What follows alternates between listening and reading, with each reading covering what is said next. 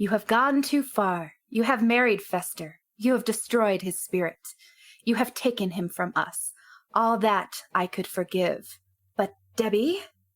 Pastels? Maybe get some swatches from this episode of the Retro Rewind podcast. Reflux capacitor. Fluxing. Crew to stations. Scanning for Addams Family values. 1993. Prepare to rewind in 3, 2, 1.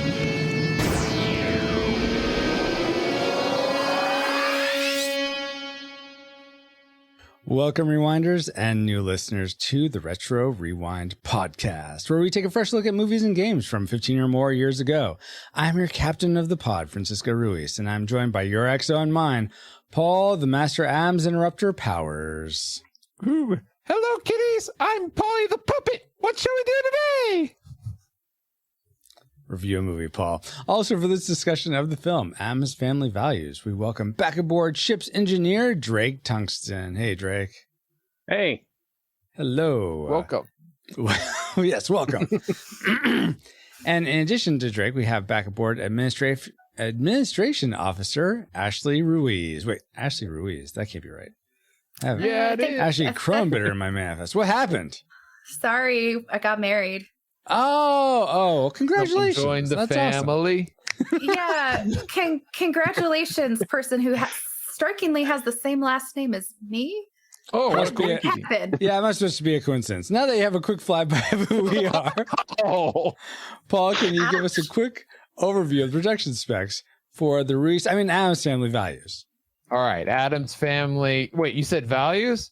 Yes, Okay, good. values. I was paying attention this time. Oh, good. Not Awesome. Addams Family 2 or anything like that. All right, good. Oh, good. Okay, good. All right, The Addams Family Values was released in 1994 on the Super NES and Mega Drive Genesis platforms. It's rated KA and was developed by Ocean Software. It was written by Nigel Kershaw and Dom McDermott.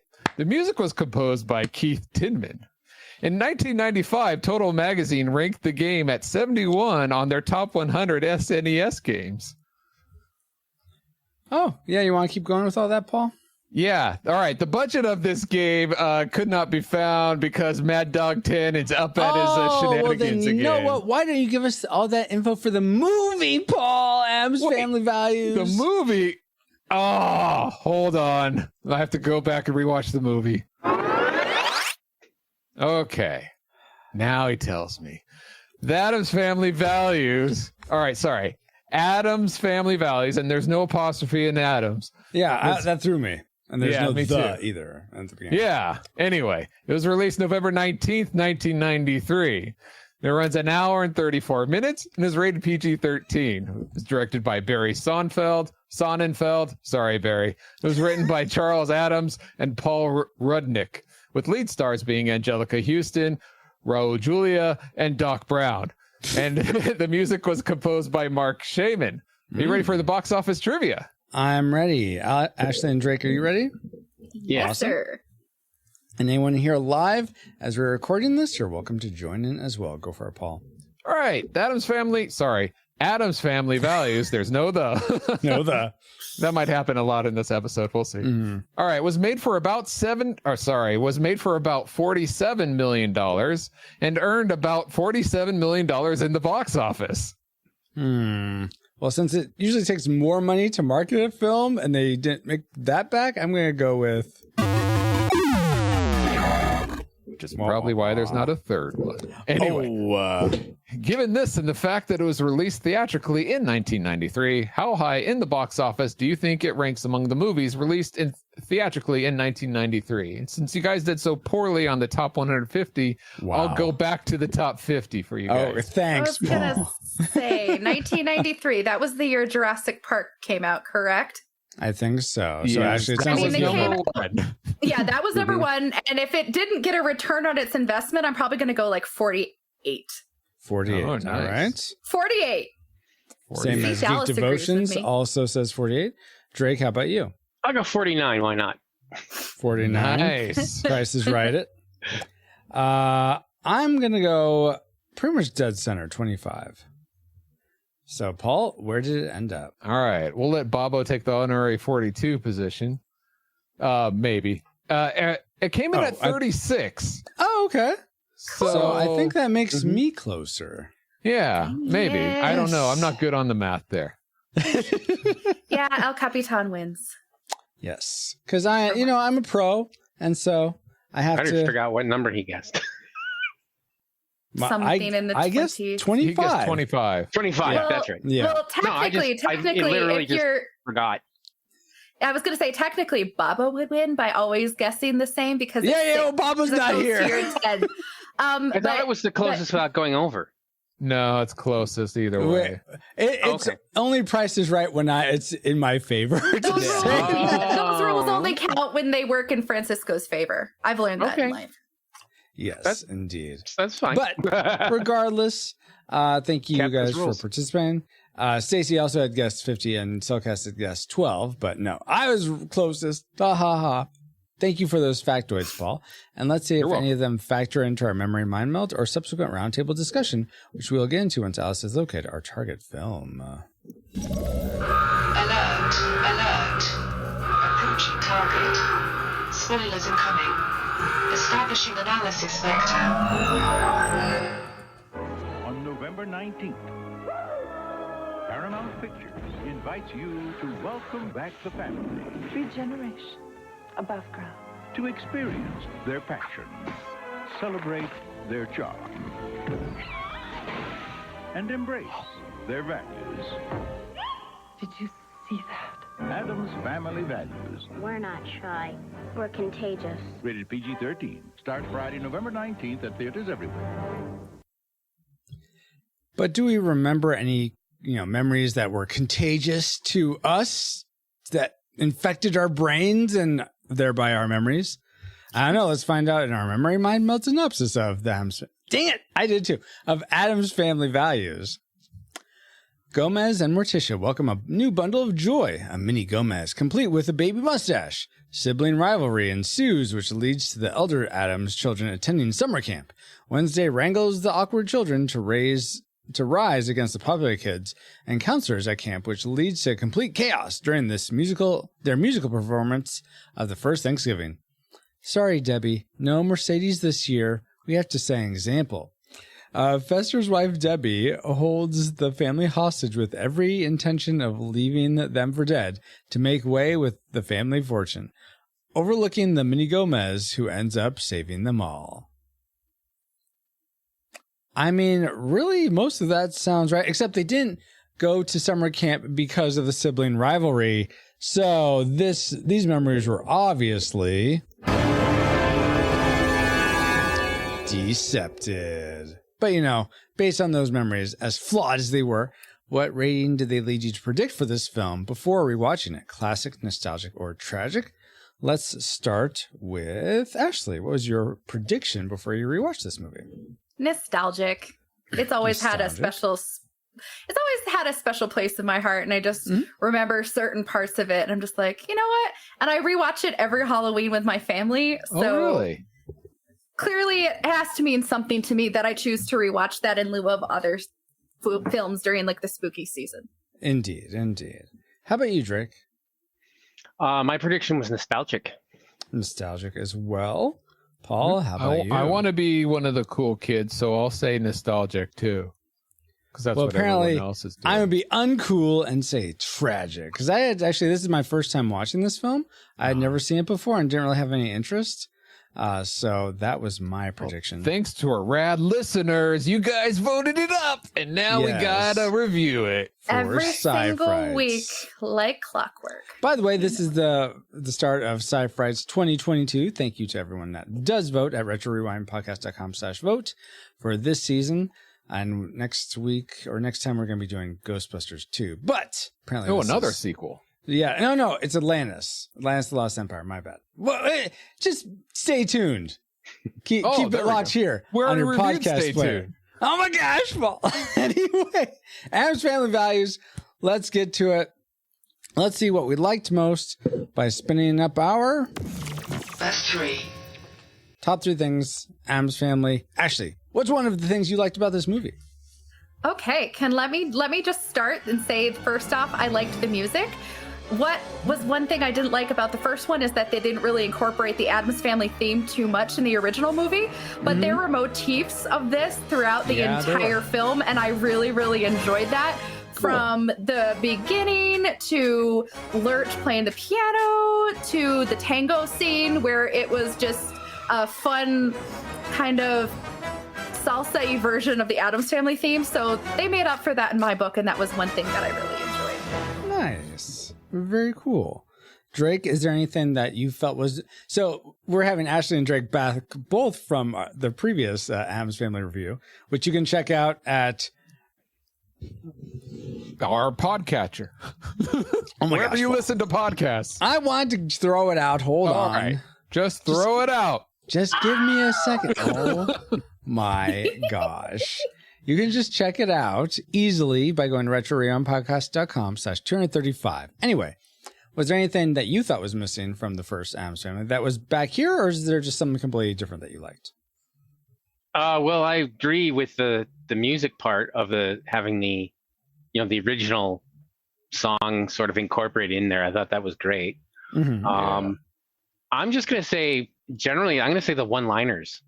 Yeah. The one-liners were just all over the place. It was great. I'll play the victim all your life. Yeah. Wow. Okay, guys. So the one-liners, so the comedy element is something you really enjoyed. Yes.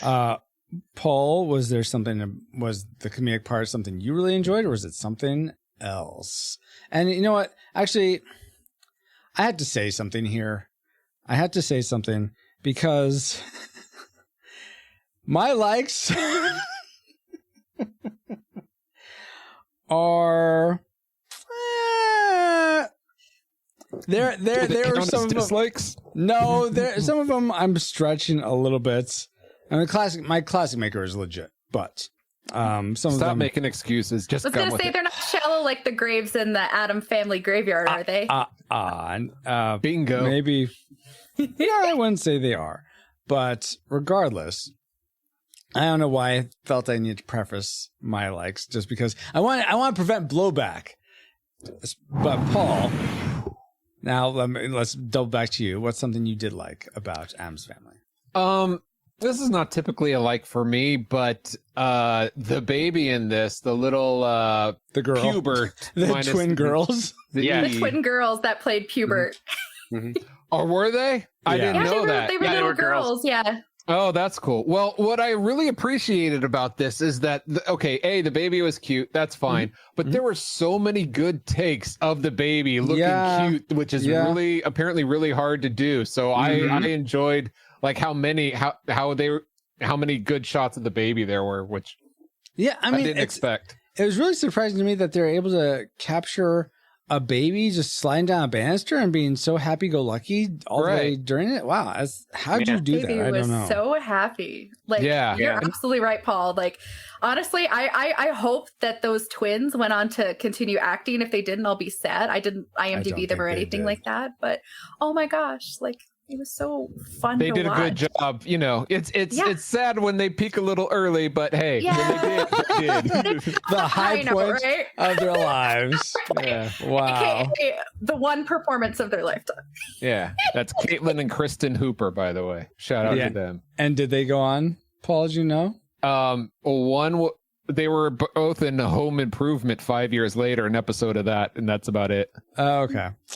But no, that's fine. I'm sure hopefully they're enjoying life doing something else. Yeah. Something I enjoyed about this movie was I enjoyed the little mini romance between Wednesday and David Krumholtz's character. I forget his name. Yeah. His name is 10 Things I Hate About the Santa Claus. Because he plays Bernard as he grows up. Oh, yeah. And he was in 10 Things I Hate About You. Okay, got it, guys. Michael in 10 Things I Hate About You. No, but they did make a cute couple. I enjoyed seeing them. They were adorable. What did you, Francisco, can I ask you a question about their little budding romance? It sounds like you just did. Let's play by the numbers here. See, because he's in numbers too. Yes, go ahead. Good call back. Good. Good. Thank you. But what was your question, Ashley? I was going to ask, what did you think of him kind of like impersonating Gomez and at the end of the film where there was... That's that actually the part jarring for I you? disliked. That's the part I disliked the most about. I would rather him just be himself. I know, but I thought it was adorable. I thought it was adorable. What if Yes. Wednesday has daddy issues? Then it's like closer there, you know? I don't think that's. I'm totally about him dressing up. I just thought the fake mustache was a little much. Yeah, that was the it was main a little thing for me. cheesy. Well, that's also with the baby, but you know. Yes, also that. But the baby pulled it off a little bit better than he did. Oh wow!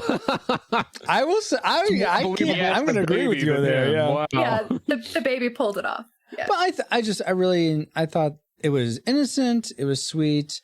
How it made sense. It didn't seem like totally out of left field or anything. I just liked how their moments together. I thought they acted well together as well. Let's go back to Drake. What's something else you enjoyed about the Addams Family Values? There was a baby with a mustache. What? There was a baby with a mustache? Yeah. That can't happen. And then it got sick and it got curly blonde hair. Okay, so that was the same baby. I was a little confused. As like, did they get another baby? I just legitimately confused. Same about baby, but somehow the entire nursery changed with it. Yeah, how does that happen? That was kind of weird. Did someone do that, or just the baby have Like that all power? its books turned into like Cat in the Hat and like good stuff rather. Yeah, Seems like it was like a curse that manifested in the nursery because that's Fester right on the wasn't baby. there or Yeah. something. Yeah. Oh, Mhm. okay. And then even Interesting. like the cradle was like all white and Yeah. Mhm. Okay, that But part the I curly could blonde hair, that was cute. I could That use was- more explaining of that, but yes, the baby was definitely cute. Absolutely. Still very happy, even as a blonde. Mm-hmm. Yes. What's something else that made you happy about this film, Ashley? Well, something that made me happy about this film was a more compelling villain than the first film in the character of Debbie. I mean, because she actually had a backstory. She was just a gold digger, and I liked that they made her be a Black Widow, and it's like, okay. And it was kind of reminiscent of the first because one of the biggest central plots is about Fester. And the first time the villain was using him to get the family fortune, and same thing. The villain is using him to get the family fortune, just in a different way. Instead of fraud, she has a fraudulent marriage. So it's just kind of it's fun. the same movie. Oh my gosh. And she was just interesting, especially when she had gotten everyone rounded up at the end, and she's going through the slideshow, and it's just absolutely ridiculous that she would have slides of all of her husbands dying right before, that she would just conveniently have these photos. And to me, it's so ridiculous. It just adds to her amusement that I get from her. It's just like, and Joan Cusack's just like, sorry, Debbie, no Mercedes this year. We have to set an example. Just her delivery throughout that scene, she's just so compelling, and how all the scenes that she's in, she's just over the top, and she just brings so much life to this ridiculous character. Yeah, I love it. She's like, I'm gonna be a widow. And you know what I got? Malibu Barbie. And it was just so good. I really enjoyed her much more than the villain of the first film. Okay, I could see that. I think there was a lot of overlap. Yeah, and I do have an issue with not so much Debbie per se, but who's Debbie per se? Debbie, per se. But things that Debbie might have done. No, we'll How she talk went about doing it. We'll talk about it later. We'll say that. We'll talk about it later. But yeah, I totally agree. I went back and forth with Joan Cusack as the villain. Like she's almost too despicable that I wanted to put her as a dislike, but she did such a good job that I really can't put this as a dislike because you're supposed to be this. Perfectly despicable. Yeah. But she was despicable in a charming way. And I think you really disliked her, but at the same time, it's just like, she embraces what she is. Yeah. And she just did such a good job. You're like, take it. I want to hate her, but I can't. Oh, I can. Okay. Well, what didn't Paul. you hate about this, Paul? Going back to what D. Tungsten said is basically the humor. I like the macabre. It follows the first movie. A lot of the dark humor, like the baby has my father's eyes, and Morticia says, Gomez, take those out of his mouth. It's like those kind of play on things. Yes. You don't expect it, but it's like, oh, that's clever. Okay. So like the jokes, the one-liners, the clever humor, jokes, the cleverness. Yes, absolutely. So you might even say you're thankful for those, that they continued over from the first movie and from the show. Yes, me and my big fat turkey. I am thankful for... That was a manufactured segue, in case you didn't realize. Yeah. I'm thankful for the Thanksgiving play. I thought that was just fun how Wednesday and what's her brother's name? Pugsley. Pugsley, yeah. I don't know why I was thinking Winslow. Pugsley and David Krumholtz, how they took over. And His name was Joel Glicker, by the way. Joel Glicker. Thank you. How they sort of got all the like non-blonde kids together. And just fought against which is kind of weird because they're all privileged kids. You know? Yes, true. Yeah. So I'm not sure why there's that type of dichotomy, but regardless, I thought that was fun how they totally flipped the script on mainly the counselors. That was the thing that was fun. But now let's talk about the things we're most thankful for, guys. Our classic makers for Addams Family values. I'm gonna start with Paul this time, actually.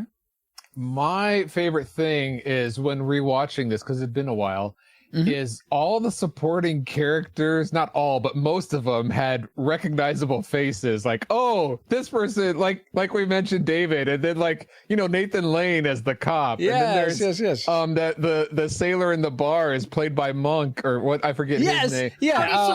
Tony Shalhoub, yes. So even the camp counselors and like there's all these side little people, not little people, but little roles that were played by. Now watching it, like, oh, this person, oh, that person. So that was great fun. cameos. That was fun. Yes. Absolutely, yes. Apparently, what's Fraser's brother's name in Fraser? Yes, David Hyde Pierce. David Hyde Pierce was the doctor. Yeah, I didn't missed recognize that, him. No, I totally missed that. Yeah. Oh, wow. I did He's not at the notice. beginning there. Yeah. Yeah. Awesome. So you really enjoyed all the little cameos. Yes. Ashley, what's the thing you love the most about Addams Family values? Okay, the thing I love the most about the Addams Family values was actually the Addams family themselves and just the family dynamic that they had. Not all of them have healthy relationships with each other, but I have always appreciated how deeply Gomez cares for his brother and for his wife and for his children, and just how his world gets turned upside down when Fester leaves. When you lose a member of that family, everything just... the rug gets pulled out from everyone. And the fact that the baby, the youngest member of the family, goes through that transition from being a mini Gomez to being this like blonde ray of sunshine because they've lost part of their family. Their family is no longer complete. It just shows how much they care for one another. I also can think of how Wednesday was trying to warn her Uncle Fester about Debbie, and they did everything in their power, including sabotaging the play to get away, and then try to save him. And they even go to Fester's house, Chez Debbie, once they're married and he's been held up from their family. They definitely care for one another, and it's just endearing to see the dynamics that they have throughout this film. Yeah, I can totally see that. For my classic maker, I'm actually going to take it even a more focused view and say that I really enjoyed Wednesday, Christina Ricci as Wednesday. I loved all her, I forget who of you said the one-liners and the humor, but her deadpanness and just her responses to pretty much everything. Yeah. Almost always had me laughing. I just really enjoyed her character and how she was written. So that was definitely my favorite part I will add that Addams she Family was values. she did a great job acting wise. Also, a bonus was Raul Julia. I think his acting in this was a little bit better than also Wednesdays was a little better than the previous one. Oh yeah, totally. Raul Julia, he was in like extreme circumstances. I mean, you were like a little bit over the top, but he played it sincerely and he played it well. And I was impressed by that. Yeah, the scene at the police precinct where he's like, my brother, and he's just like, and she drives a Buick. And then when he's on the bed later and he's singing Swing Low, Sweet Chariot. This man is devastated. He just plays it so well. It made me miss, like, I want to see him in more dramatic roles, not just like in Street Fighter. You know what I mean? May he rest in peace. He was such a good actor that we lost a little too soon. Absolutely. Have you ever gone back to watch any of his past work, Paul? Like, he's making I saw Addams Family, the first one. Well, I meant he's been making movies since like the 50s and 60s. Any of the previous movies? I don't think so. Okay. Well, I'm curious. have, if you want to see him in more, there's more to choose from. Hey, and it's a good thing we have a like I think that came after this. I think that's his last film. Yeah. It's a good thing we have a time machine. We can go back and oh my gosh. I haven't seen that. Me neither. He was in The Rookie? Wait, the one with no. I don't think that's the baseball movie. No, this is a Clint Eastwood movie. Oh, okay. I'm like, what? I don't remember that at all. Anyway, that leaves Drake. What did you love most about The Rookie? I mean, Addams Family Values. I don't know. I can't do it when she does that smile. That's my Wednesday with the creepy smile. Yeah, with the creepy smile. Gosh. Yes, so creepy. Yeah, I think is it because she's not smiling with her eyes? It's mainly just her mouth, and that usually makes for a creepy smile. But that's it. I mean, it's the eyes do not have. The eyes have a maniacal look in them. Yeah, they do. Absolutely. Don't trust people who smile like that. So you're saying, Drake, that my classic and your classic was pretty much the same thing. Pretty much. So great minds think alike. Good. Wednesday. Well, great might be. Paul, who's asking you anyway? Speculation there. Yes. Oh, you know what? I had one more great thing. I totally forgot about, guys. Right. Yeah. The Cellcast. Woo-hoo. The Cellcast, hosted by Jacob and Drew, review animated movies and TV shows, discussing what they appreciate about the medium in whatever form it takes, whether it is traditional hand-drawn animated movies, claymation shorts, or 3D CGI series. Check out some animated reviews when you subscribe to The Cellcast at thecellcast.podbean.com. And don't forget, Cell is spelled C-E-L. And that's at thecellcast.podbean.com. That's great, Francisco. But what does that have to do with Addams Family Values? Well, they've actually covered the animated Addams Family over on the Cellcast. I know that's a newer series of movies, or a newer movie, but they have covered it. So that's the link, the missing link, if you will. Oh, they did have older cartoons too. Yeah, they did. They had an older cartoon of this? Didn't they meet Scooby-Doo at one point? I was about to say that. Yeah, they met Scooby-Doo when Wednesday was missing. Yeah. Yeah, and then This the is original stuff I Addams didn't know. Family TV shows was on in the 60s. Oh, well. So there's been so many iterations of it. Yeah. But you know what? all those other Addams things aside, what does that have to do with Addams Family Values, though? I said that they've reviewed Addams Family. We're reviewing Addams Family. That's the connection. But you guys are bringing all this other trivia into the mix. So why don't we just go to trivia on Addams Family? We like trivia. Yeah. Okay.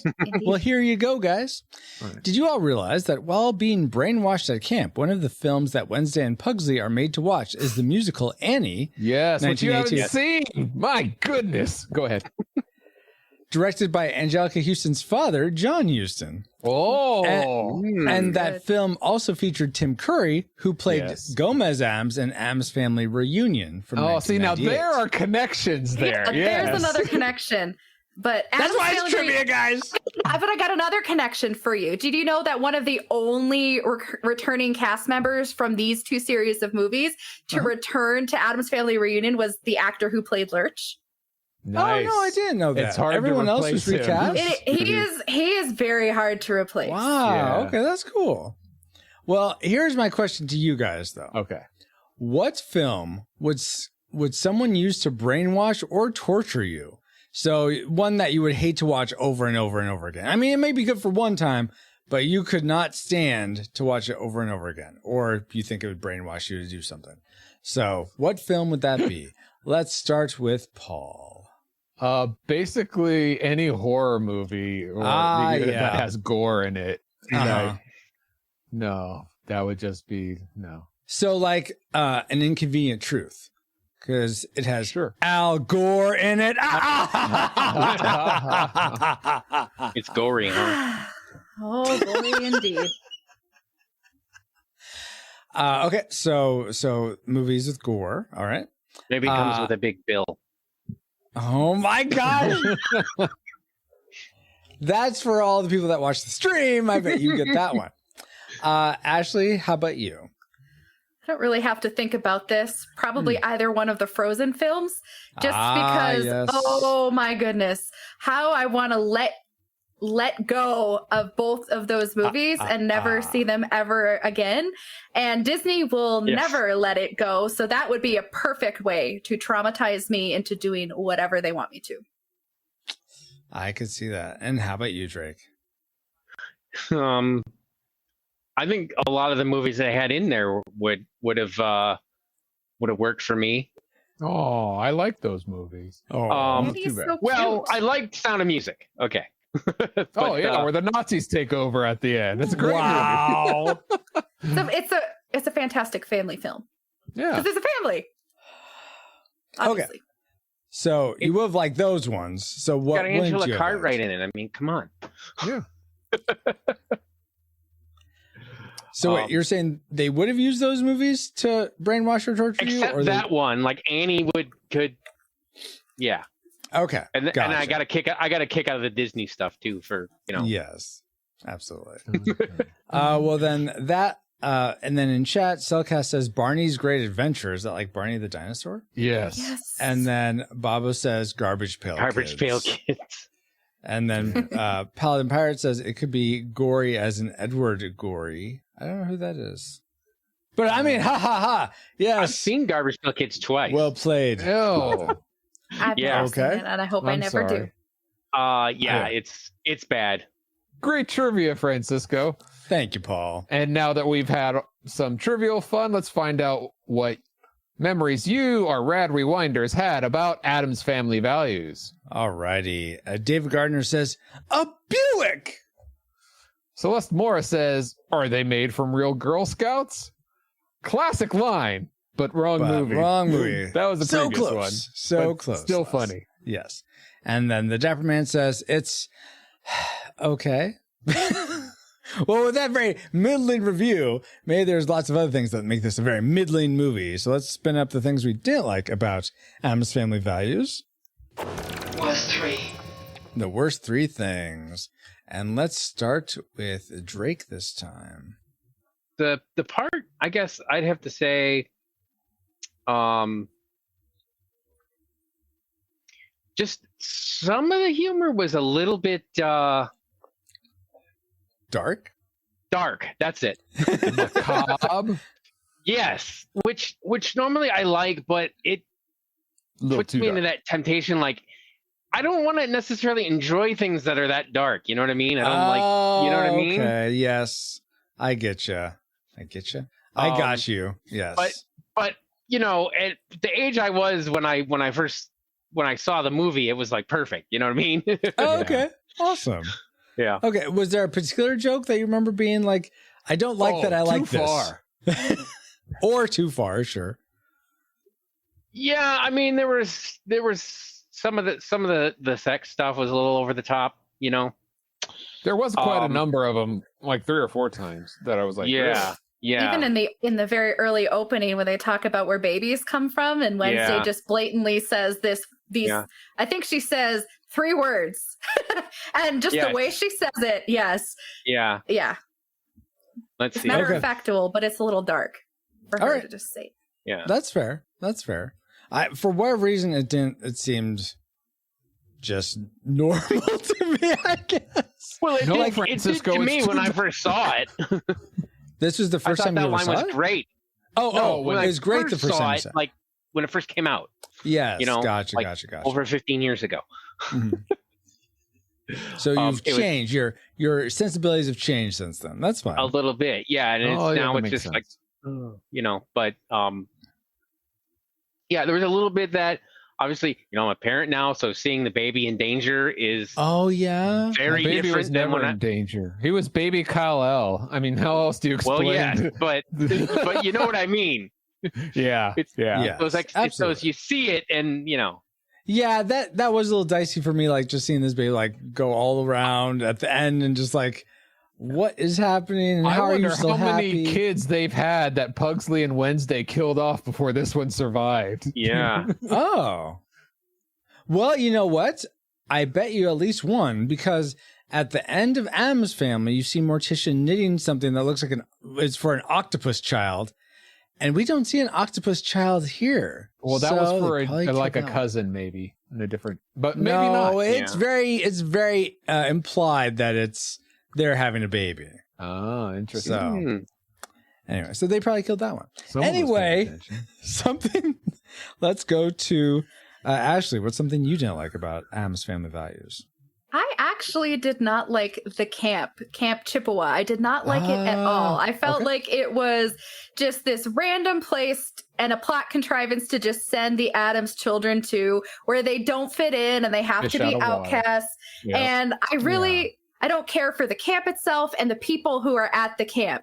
Wow. All the time that I'm watching it, I'm wondering, okay, how do this husband and wife run this entire camp with all these kids? There's no counselors. There's no help to speak of. There are actually counselors. In one of the shots at the Thanksgiving thing, you see other counselors. And I was wondering about that, but in the search party, when they try to sneak out and they like catch them in the dark, there's some adults with them. Okay, because how easily I forget that, because most of the time they're so hyper focused on the two owners of the camp that you're like, they're always here. Are they that involved with their campers?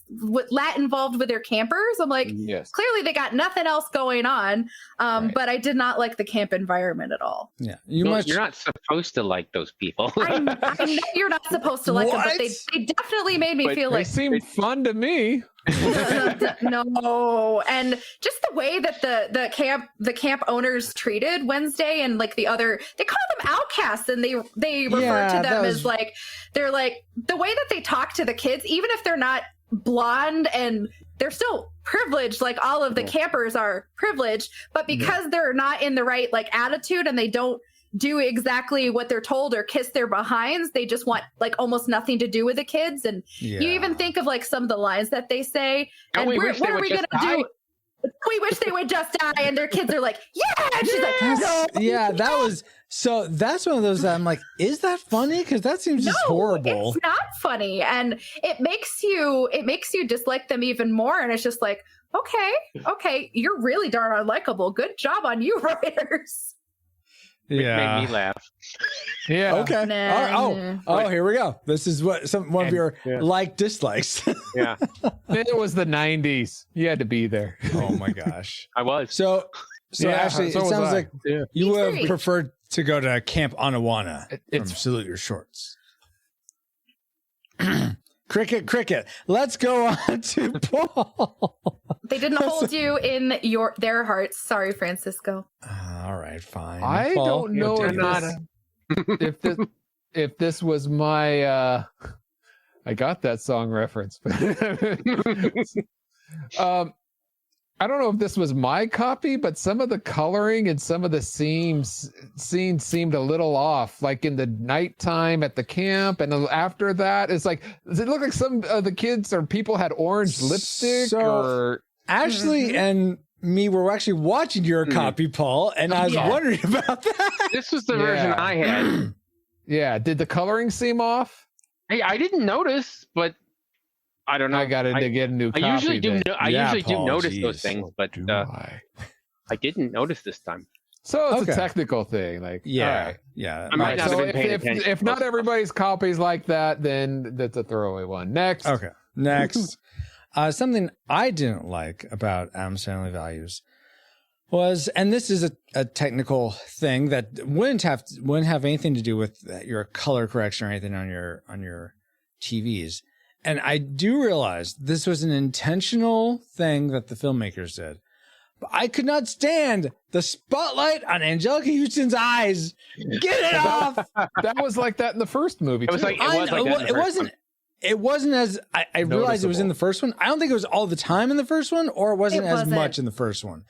But it drove me crazy so much. I'm like, just stop, please. It's because it was spooky.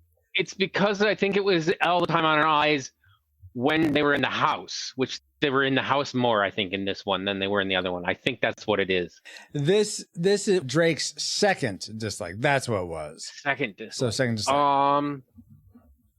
Is there anything else I disliked about I hope so. You got 2 more to go. Disliked. I'll tell you what. Here's a bonus one you can steal from me. Yeah. That you can. Okay. What's with Christopher Lloyd always hooking up with women 3 times his younger self in the 90s? Who else did he hook up with? Know. All right, in this movie, and then in Back to the Future, he's like 90 years old hooking up with Claire. Mary Steenburgen is that much younger than him? Oh, I didn't. That's what it looks like. Yeah, it gives the feel appearance like they're the as same such. age, but but he was. They're not the same age. She was actually older than him though, because the character was from the 1800s. Oh, that's true. Oh my god, that's a good point. Mm-hmm. All right, Mary Steenburgen was born in 1953. Christopher Lloyd. I'm saying the looks. He's I don't care. No. Isn't With he like a bald cap in this movie. I like Christopher Lloyd as an actor. He's great, but it's just like when I saw this, we're not going to talk about this. We're not going to talk about this. We're going to move on. Thanks for proving my point, Francis. Yeah, anyway, whatever. I don't know, Drake, if you want to take that or not, but Christopher Lloyd was born in 1938. That's 1838. Wow. Not 18. No, it's 1938. Wow. That's in the midst of the Depression. He's 200 years old almost. Okay. Yeah. He is. Yeah. Oh my gosh. Okay. Anyway, do you want to take that one for yours, Drake? No, He is great, Star Fox. I can't think of anything right now. That's fine. You know what? We'll go on to Paul. What's something else you didn't like? I felt the pacing of this was just a bit off. It went on a little too long. Like, okay, I understand the plot here. She's gonna try to marry him and kill him, and then she married him. This movie's almost like over. And I pause, and it's like only halfway over. Like, my goodness, this movie's long. Now it did get interesting. It's not working out. So it got interesting there. But it just felt a little too. I felt like a 2.5 hour movie to me. But that's me. Okay. I thought the pacing was just not as punctual as it could be. I'd say it almost felt, and we were talking about this with Quigley Down Under. That felt more episodic than it did like a story with a good arc that was clear with the climax, and then right. It felt like little, episodic, and like little climaxes or little arcs or whatever that just it made it feel longer. Exactly. Than overall, Will Wednesday and what's your brother's name? Pugsley. Will Wednesday and Pugsley be brainwashed? Find out next week. Will Fester go back to his family? Find out next week. Find out the next week. Is he there? Nope. Find out the next week. Is he there? No. Get on with it. Anyway, I guess that's appropriate given this was a TV show to begin with, but I don't think that's what they're going for. And I can see what you were saying, Paul. Yeah, absolutely. Something else I didn't like was, this is so minute, but it's just annoying to me. And I feel like I had similar problems for the first Addams Family. How is it that Gomez arm wrestles Thing and Thing has any leverage it should be so easy. How is he? I don't get it. There's a force. It's the same way how he can apply the brakes and the gas pedal and steer like all at the same time. It's Addams magic. Suspension of reality, just suspension of disbelief, because at least your dislikes are consistent from film to film. Yeah, I suppose so. Yeah, the light's always here, and the thing can just do whatever. Okay, all right. Yeah, like how can a hand jump that high to open the door way up there? Also, how can he roller skate and use it like a skateboard? Also, these are excellent points. Excellent points. Although that was really fun to watch. Yes, I thought that was really cool. Yeah, it is well done for sure. For sure. Yeah, I thought the effects looked better for the thing than the first movie. Yeah. I don't remember them looking bad in the first one, but but it looked better. Good in this one. Yeah. They it didn't look like somebody was just like a hand there with it green screened right off at the wrist. Yes. Ashley, what do you wish was green screened out of this movie? Okay, you can't green screen this out, but it's something that's inconsistent, and it made me scratch my head. Okay, so at the climax of the film, after Debbie has held the entire family hostage and she's getting ready to pull down the lever and electrocute her beloved family to death, baby Hubert comes down and he takes the line and he puts it together. So he sends the electrical current back and reverse to Debbie.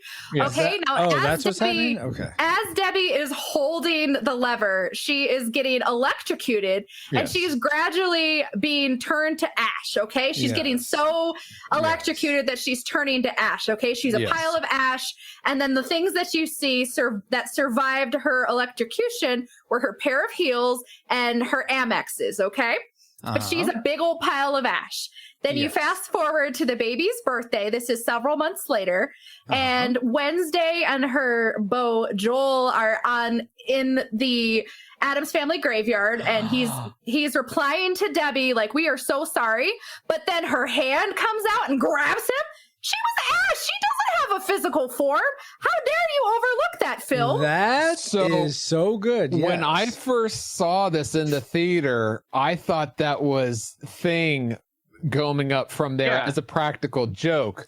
But in the second watching that I just saw, or the third, this is my second or third, it's been a while, that hand has fingernail polish on it like a woman's hand. And it's also, I feel like it goes out quite a bit, like to the elbow. It's a couple inches longer. It's not quite the elbow. So but maybe she pile of ash. She's not gonna ash to ash, just dust to dust. She's not gonna regain a corporeal form. She's not gonna. No.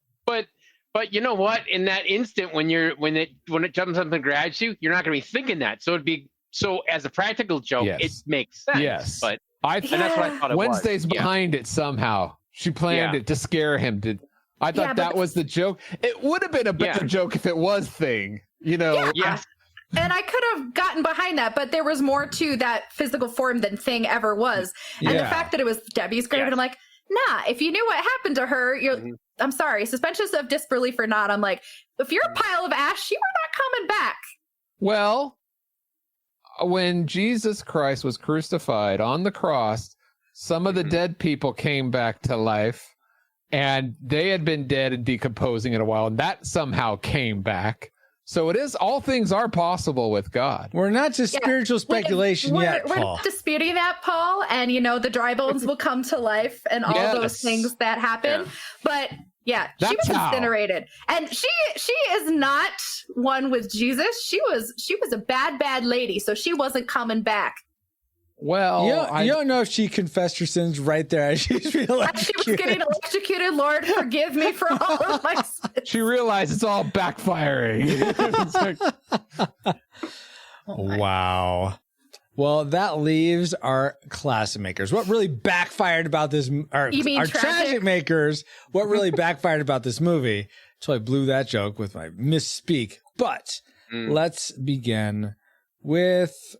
I'm going to start with me because this sort of goes off of something that Ashley was saying about, I think some of you didn't like, but really was magnified for me. But I don't like that. Magnified your butt? Magnified for me. But what did I magnify? watched it together. I'm magnifying. But there was no magnifying glass. How can you be magnified? It burns. There's a metaphor, guys. Anyway, If you say so. tragic maker for this film Oh yeah. was how okay. Fester's night. What? Are you trying to make Naivete? sense of this movie? Go Yes. ahead. Sounds Try like it. it is. Fester's naivete with Debbie. Okay. So he had gone through this whole episode with his quote unquote mom in the first movie as she's trying to fraud the Addams. So he sort of has a criminal element to him. He I feel like he would know what to look for in someone that's a fraud. And then he totally like that just goes out the window. It's like he's his mind's been erased. He doesn't know anything about that when it comes to Debbie. And I feel like the way he's just so smitten with her that I feel like he throws everything out the window, no logic, and I don't like that about him, I suppose. You know it just who seemed else really threw logic out the window when it came to women? Oh. Samson. Yeah. All right. So his weakness is women. And if you're someone like Fester who envies his younger brother Gomez and wants a relationship like Gomez has with Morticia, and he is so lonely and so desperate that he's just got all logic is going to get thrown out the window. So, well, I can understand where you're coming from. His loneliness, his desire to be with someone is going to overcome any knowledge that pre-exists. That's his Achilles heel. Yeah. Now, or his Samson's hair. Yeah. Desperation. That's it. All right. I see how So it that makes sense to definitely me. people can be so stuck in their emotions that they just they go by that as their Fall in North love. Star. I feel like there needed to be something to That have sets that up. well, to have set that up. I mean, they were trying to set that up that he wished, like Ashley was just saying, he wishes like he could be like Gomez. He says to like Gomez, I wish I had something like you and Morticia have or something like that. But just to sort of disconnect that he had forgotten about being frauding people with his mom and all that. I don't know how he would do that, but Yeah. anyway, that was my get on the phone here. Yeah. That was my tragic maker. Let's go to Drake. What was one more thing you hated about this film? Oh, that part where the computer called them moles. That's not this movie. But it did happen. He can dislike it if he wants to. I thought that was cool. Call them moles. But okay. We're referencing last time's episode. I have to Guys. reference the last episode that was for Bobo because I like that movie a lot too. So if I'd been on great. that one, we would have split decision on that. Yeah, probably. But no, I got one. It's kind of a small thing. Yeah, small thing. I had. Yeah, no, I can't remember. Dang it. Well, while you're trying to remember, we can go to I was gonna say, I didn't like and this is actually back when I first saw it. I didn't like that they made Joan Cusack the villain. Because I was a big fan of her. It's very I rare her. for her to play the villains. She plays a good. I didn't like her. girl. I actually, I loved her in Toys. Oh yeah. Is that the Robin Williams movie? Yes. Yeah, the Robin Williams movie. Oh, where I thought you were and she was talking a about doll. Toy Story, where she's playing Jesse. No, Toys. Jesse, yeah. Dun Where she had dun the- dun she was- toys. That movie. Yeah. Yeah, where she was she had the paper doll clothes. Oh, please don't have You us know, review that movie. Yeah. I hate. No. Not the greatest movie. No. Yeah, I hate it when the commandos were after the Gorgons or whatever, the little alien guys. Pretty sure Soldiers. that's Small Soldiers. Oh, I've seen that movie. Toys, I have not. My mistake. I'm not at all making a joke. I clearly am confused. Okay. All right. I've seen Toys twice. You know, it's all right. Okay, well, let's get off the toys train and get back to Addams Family Values. Ashley, what's your tragic maker for Addams Family Values?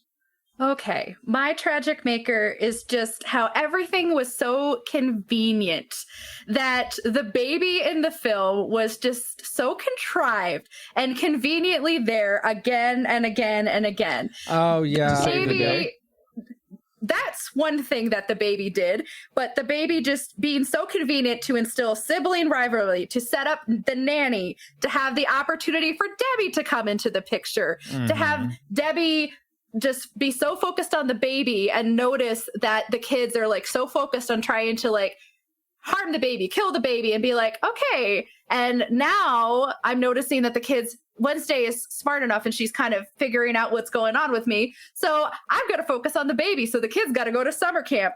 And then somehow the baby ends up saving them all. And it's just too convenient that the baby creates all the problems and yet is the cause of and solution to all of the Addams family problems. It's just too much for me. Yeah, I get that. And it is, and especially the scene towards the end where Pubert is getting like launched up in the air, goes down the banister, goes up, and you see them in the window of the airplane where Amanda and her family are sitting. It's just zany and got a little... the biggest laugh out loud for me on that. I laughed at that too. I enjoyed that. But I mean, but it was so contrived for sure. It was contrived and everything was just a little too convenient. It's like, oh, what can we do? Oh, Debbie didn't realize that the baby wasn't here. So the baby could be the one to save them all. It was the baby. Yeah. How convenient. You hate babies. I don't hate babies. The baby was adorable. Like the makeup was great. And that was such a happy baby. Like they were fun to watch because they gave such a great performance, but it was just a little too contrived for me. Yeah, I feel want like to know how the baby learned to crawl like a robot, though. Yeah. Wow. No, I mean, I feel like a movie like Incredibles 2 did it better. Like Jack was a key to that, was a big part of that movie, but it wasn't like everything seemed to hinge, like he caused all the problems and then he was the solution. At least I don't remember it that way. I've only seen Incredibles 2 once. Even if it is, what's wrong with that? I don't understand, but that's okay. I understand the baby and the use of it is way over the top. A little hint there. But anyway. You know what? I think, Paul, you're going to expand on this. So why don't you do that right now? Take us home. All right. For my tragic maker, it is a lot of this movie is just so over the top. And you get this right from the beginning with the big fake moon that Fester's howling. Oh my gosh, yeah, that moon. Oh my gosh, so big. Moons aren't that big. You totally commented that when we were watching it. Just like Quigley Down Under, but even more so. Yes. But it's obvious it's so big, it's so fake. It totally sets the tone for like, okay, this is going to be fake and over the top for the rest of the movie.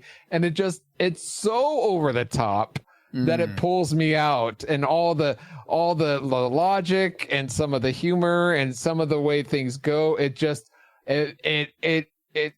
not like there are movies like darn it, I forgot that other. It's the John Cusack movie about High Fidelity. Dead.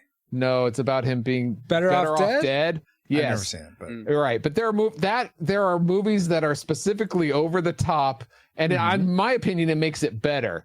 This, I think, it's so far out of reality that it makes it even worse. So it's a lot of the things I dislike about this movie. There's a lot of little ones. It's all because it's too over the top. It just needs to settle it down. If they had toned it down and took it a little more realistically or a little more seriously, then I would take this movie more seriously and probably enjoy it a little more. I think that's one of the reasons I liked Wednesday's character so much, because she was more understated, more dry, right? And as opposed to and it's a subtle when she makes things like a bigger smile. It means more. Yes, right? yes, exactly. Right. All right, guys. Now that we've entered all our trajectories into the firing computer, Alice, do you have a firing solution for us? Firing solution complete. Rating salvo at the ready. On your mark.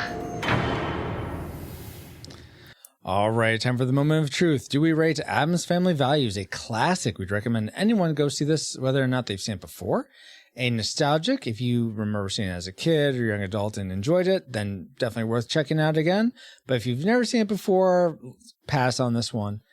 Or do we rate it a tragic? It's not worth anyone's time today. If you've never seen it before, keep it that way. And if you have seen it before, don't sully any good memories you have of it with a rewatch. And let's start with our guests. Ashley, what is your final reign for Addams Family Values? You had predicted nostalgic. Where did it end up? Still a nostalgic for me. Still nostalgic. All right. It held up, and the memories sometimes are a little bit better than the reality of watching this movie. But even though there were things I didn't like that felt contrived and a little over the top, it still holds a special place in my heart, and I still smile rewatching it time after time. Okay. Very nice. Drake, you also had predicted nostalgic. What is your final reign for Addams Family Values? I'm gonna go with classic. Whoa, classic. Yeah. Oh my goodness. Nice. It's like a baby landed on the board that's springed up your rating. Yeah, launched into classic. Yeah, I mean, I watched it and I was really surprised at how funny it was. Oh, the whole thing. Yeah. That's awesome. I enjoyed it more than I enjoyed it more than when I rewatched the original. So nice. Very, very cool. All right. Paul, you also, because you were trying to be part of the cool crowd. Yeah. Predicted nostalgic. Where did it end up for you? Well, I'm going to use my Tom Salvo authority and go against the cool crowd and say that this movie, is a tragic for me. Whoa. I did not enjoy this film as much as I enjoyed the first one. In fact, I had forgotten why I had forgotten that the only reason why I have this film is because I'm a completionist and I wanted the first, and I had the first one, so I got to get the second one. Never intended to rewatch it. And then I come on this podcast, I rewatch it, I'm like, dang it, I fell into the trap. But I cannot have the third one? No. There is no third one. Or unless you count the reunion. That doesn't count because that was like a TV movie. It doesn't count. It was made for TV. Fine. And Fine, Daryl Hannah is not Morticia. Sorry. No. Mm-mm. But what was I saying? Tragic. Why, it's a tragic. Oh, I would not personally recommend this movie. Do they say, hey, should I watch this? I would say no. Watch the first one. And I mean, now, if you enjoyed the second one, you might like Drake and Ashley, you might enjoy a rewatch, but I personally cannot give my recommendation for it. So I'm going to say tragic. Yeah. Gotcha. I am sort of in a pickle with this one, guys. Get out of that sour juice. Wow. It's brine, Paul. Brine. Brine. Because I thought this movie was just fine. It was fine. There were certainly funny parts to it. That I did laugh for parts, but is it a movie that I'd go back and see again? I probably wouldn't. I think that if this is your humor, you might. And if you did enjoy it, I could see you going back to it. But would I go back to it and rewatch it again? I wouldn't of my own volition. I think I would if, like, say Ashley wanted to watch it. I'm sure I would watch it with her. I watch it every year. What? Yep. Stuck. When you said I do, you didn't know you were saying I do to the Addams Family Values. No! Twix. Twix, exactly. And all your children's names must end in son. Oh my gosh. What? End in son? I don't know if you've gotten to that part yet. It's Breath of the Wild. No, I haven't. Okay. I thought you were referencing something in this movie. I'm like, Pugsley's son? No. Okay. There's a scene. It's when they get married, and okay. I'm not going to say any more, but I'll see. Eventually. Yeah. Someday. Do the Terrytown thing. Okay. Do the Terrytown. I haven't played Breath of the Wild in forever. Anyway, I'm sort of like, okay. I appreciate the vampy as I'm trying to figure out, when am I finally going to rate this? I think I'm going to have to...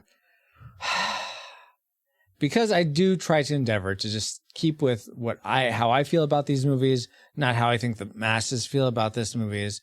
I'm going to have to rate this a tragic because it's just not something that, like I said, I would watch again. It wasn't horrible. It wasn't like the worst tragic ever. One that I'd be like, no, I've never seen this. Monty Python and the Holy Grail. Yes, not nearly like that unmovie. So for me, I rate Addams Family Values a tragic. I've never really cared for Addams Family all that much. They've never really done it for me.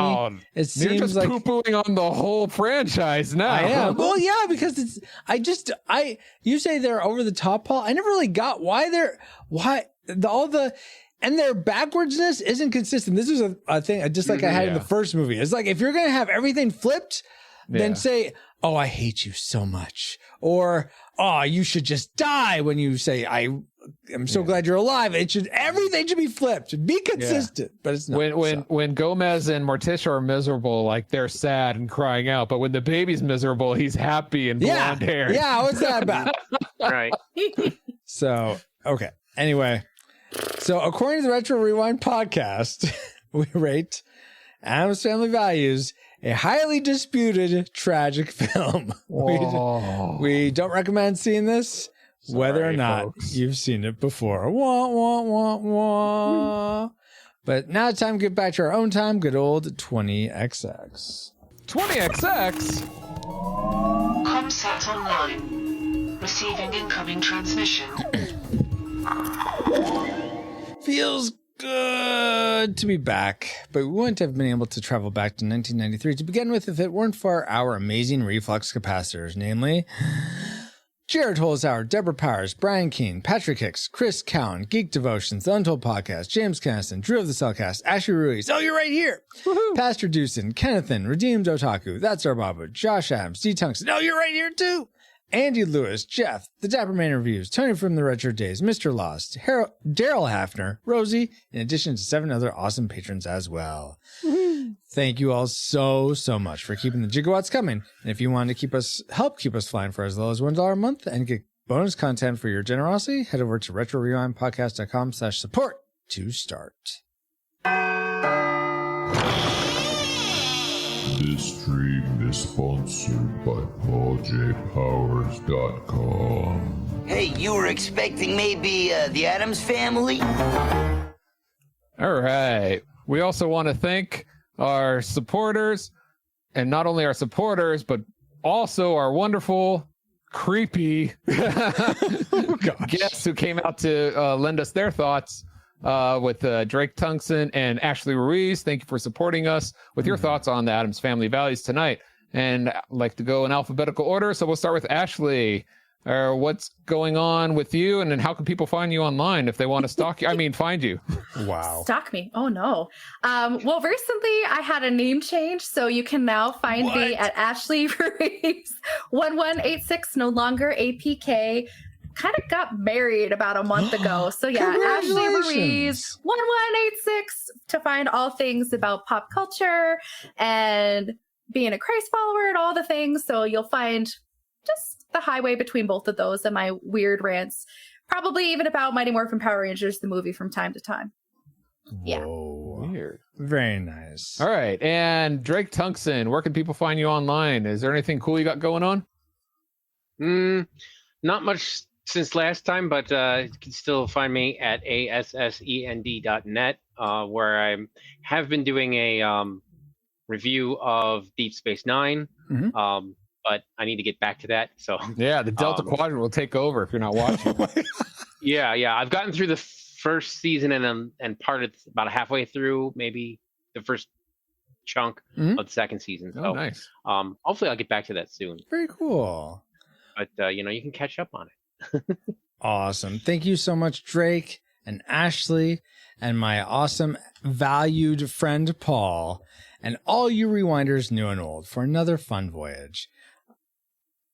You're welcome. And you can find me, PaulJPowers.com, at PaulJPowers.com. Whoa, I can't believe that's your web address. You can find me on our Discord for show announcements or just to say hi. Join us there at retrorewindpodcast.com/Discord. This podcast is a proud member of Culture Box, a curated collection of podcasts, videos, and articles that will provide you a balanced meal of content. You will find culture celebrated for its past and future, satirized for its extremes, explored in study, and created anew in story. Point your web browser to culturebox.media. Nathan, are you hiding in the walls? Where is that coming from? Anyway, as Nathan just said, we are now part of the Culture Box Media Network. Find all of the shows unpacking truth through story, comedy, and geekery at culturebox.media. And with that, Captain, we are our final approach to base. Hopefully the macabre creepiness hasn't taken over. Thank you, XO, and thank you all for listening. We pray you are more joyful today than when you first hit play. But like a Pokemon, we gotta catch you all for our next episode, Atlantis, the Lost Empire. Yes, a Disney film. Our next episode of the Retro Rewind podcast. Not Disney! Retro Rewind mission complete. Proceed to nav point Omega and return to base.